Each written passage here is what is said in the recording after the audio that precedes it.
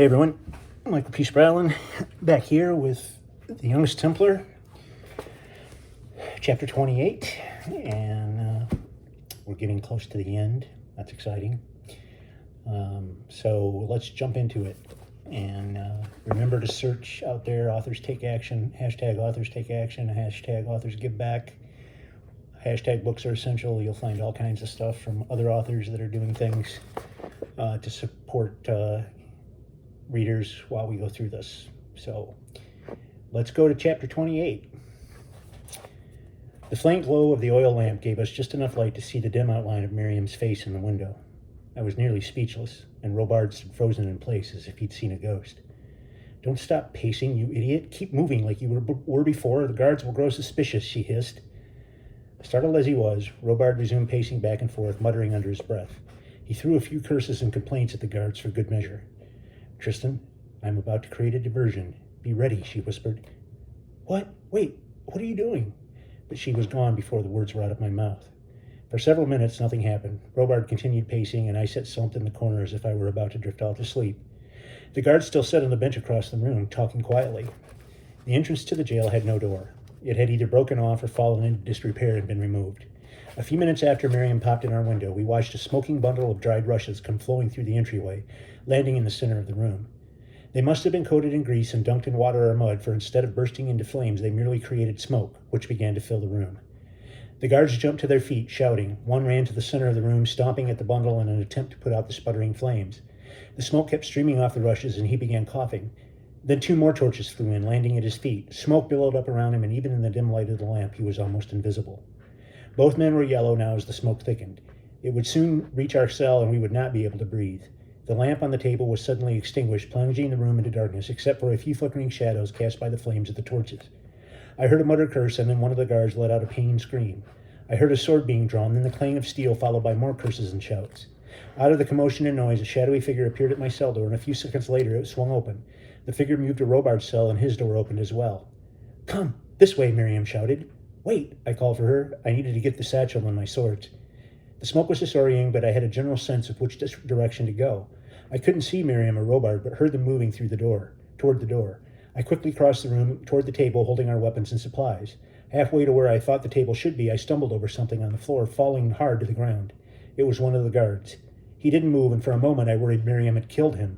But a groan escaped his lips, and I realized he was only stunned.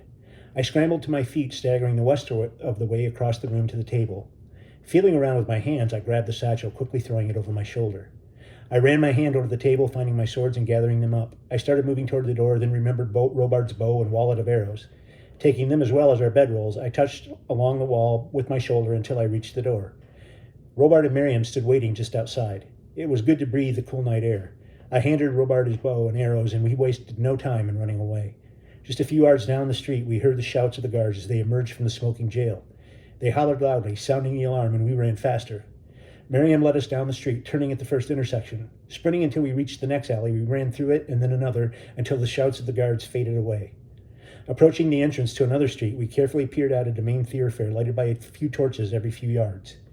A few cooking fires still burned in the ovens and clay chimneys that stood in front of the buildings lining the street. We saw no one in either direction. Looping Sir Thomas's battle sword over my back, I hooked the short sword to my belt. "Robard, I'm sorry for what happened. I never expected to find Sir Hugh entire," I said. "We'll discuss it later. Let's escape first," he said. "Agreed. Let's head for the docks. There will be taverns there, and where there are taverns, there are sailors. We should be able to find passage on a ship. Sir Thomas left me with some money, enough to get us back to England." "Miriam, can you take us there?" I asked. "Yes, but we must hurry. Those guards will return to the commandery and bring help. The docks are the first place they'll look. The city gates are closed at night, so we can't get out that way unless we climb the walls, which are guarded." "Let's go," she said. Marion started down the street. "Wait," I yelled. She stopped. "I need to get something first. In the alley this afternoon, I buried something. It's quite valuable, and I must retrieve it. Can you lead us back there first?" In the low light from the torches and fires, I could see Robard's eyes narrow. "I thought you told me you carried dispatches and orders for the Templars in Tyre," he asked. I did. I do. I am. Or was," I said. I had hoped he would not ask these questions. "You gave nothing to the marshal. Did you bury the orders? What did you have you didn't want the Templars here to see?" he asked. "It's a long story, full of intrigue, with many layers," I exaggerated. "For now, let's just say that I was following orders. At the first opportunity, I will explain everything. Now, however, I would suggest more escaping. I hoped I sounded convincing, but I also hoped Robert would forget that I would explain later. I had promised Sir Thomas I would tell no one. Robert's face held its puzzled expression, but then he shrugged. In case I haven't mentioned it, we need to hurry, Miriam cut in. As if you wish to return to that alley, it's this way. We set off at a brisk walk. Running would only attract attention, and we wished to be invisible.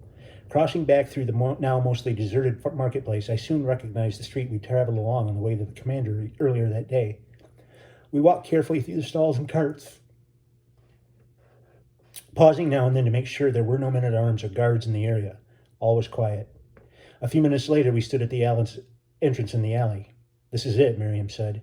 The alley ran between two large stone buildings. Affixed to the wall of each building was a burning torch, giving light to the street where we stood. I took one of the torches and, holding it high in front of me, started off down the alley. Everything seemed disparate in the darkness. The torch cast flickering shadows on the wall, and for a moment I was convinced that I was in the wrong place. At last I spotted the mark I'd scratched into the side of the building. I knelt, sticking the end of the torch into the ground, scooping away the sand with my hands. A few inches down, I uncovered the ring and Sir Thomas's letter. I stuffed them in the satchel and kept digging, shoveling out more sand, then more. A sinking feeling began growing in the center of my gut. Frantically, I clawed at the sand until I had made a very large hole. The Grail was gone. Sitting back on my knees, I felt sick and lightheaded. As impossible as it seemed, someone had found where I had hidden the Grail. But it made no sense. If they had taken the Grail, if they considered it valuable, why not take the ring as well? It would also fetch a handsome price. I was sure I'd placed the Grail on top of the ring and letter. Or had I? In a frenzy, I dug again at the hole, but it was no use. It was gone. I sat there too stunned to move, realizing that I must have been followed, or someone must have seen me in the alley. However it happened, I had been spotted burying the Grail, and someone had dug it up, and it was gone forever. I had failed. I had given Sir Thomas my promise, and I had failed. Then I heard a growling sound behind me. It was a soft, low sound, and it startled me. I grabbed the torch with one hand and jumped to my feet. My other hand flew to the sword at my belt. I turned around to see what else could go wrong in this truly remarkable bad day I was having. A dog. The dog I had seen that afternoon, small and golden, stood in the alley. In its mouth it held the Grail still wrapped in linen. As I reached for it, the dog backed away, growling. Good girl. Nice dog. Give me the Grail, please, I pleaded. I reached again, and the dog inched backward. I was running out of time. No matter what I tried, the dog refused to give up its prize.